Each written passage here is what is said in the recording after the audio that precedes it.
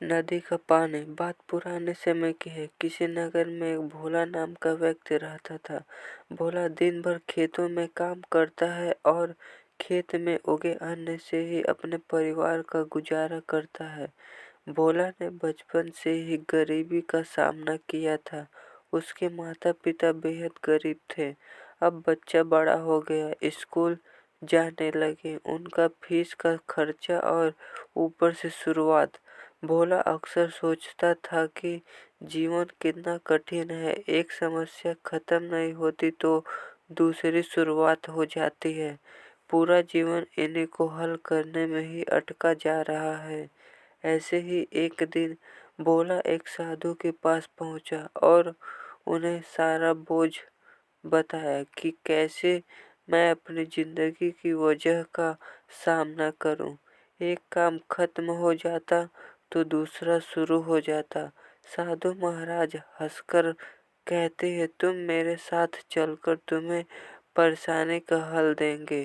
साधु भोला को लेकर एक नदी के किनारे पहुंचे और बोले, मैं नदी के दूसरे पार तुमको संकट का हल बताता हूँ। यह देश साधु नदी के तट पर रुके हैं। नदी के किनारे पर रुकना जब बहुत देर हो जाती है तब भोला बड़ा आश्चर्य से बोला, महाराज हमें तो नदी पार करना है, तो हम इतने देर से किनारे पर क्यों रुके हैं? साधु महाराज, बेटा मैं इस नदी के पानी के लिए तरस रहा हूँ। जब यह सूख जाएगा तो मैं आराम से नदी पार कर लूंगा।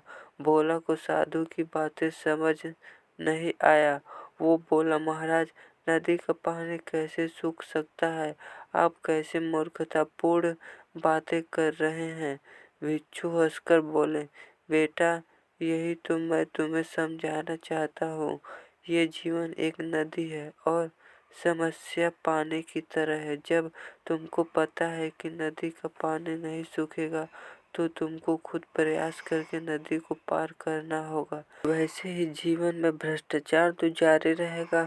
तुमको अपने प्रयासों से इन रास्तों को प्राप्त करना है। अगर किनारे पर बैठकर नदी का पानी आने का इंतजार करोगे तो जीवन भर कुछ नहीं मिलेगा। पानी तो बहता रहेगा, समस्या तो आती रहेगी, लेकिन आपकी नदी की धारा तो चीरते हुए आगे जाना होगा। हर समस्या को धराशायी करना होगा, तभी जीवन में आगे बढ़ सकोगे। भोला की समझ में सारी बातें आ चुकी थी। दोस्तों, जिंदगी में भी कुछ ऐसा ही होता है। हम हमेशा सोचते हैं कि आपकी परेशानी खत्म हो जाएगी तब जीवन सुखी होगा।